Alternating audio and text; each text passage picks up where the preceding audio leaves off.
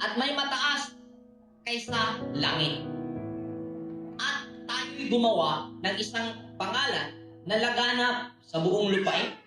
Nagkaisa ang sangkatauhan na magtayo ng city. Ano bang city?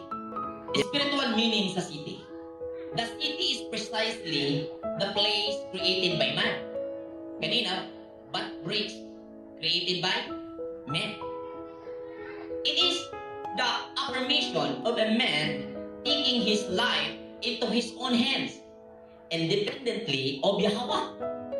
It is the expression of man's rebellion against Yahweh Elohim. Okay. Kuha nyo? Pag sinabi ng magtayo tayo ng city, expression pala ito ng sangkatauhan sa kanilang pagka-rebelyoso. Amin po ba? Ngayon po natin maintindihan.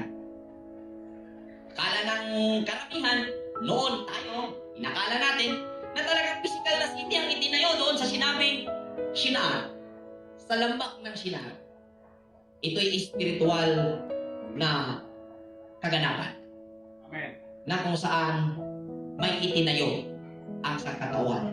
Pag sinabing city, ito ay na-accumulate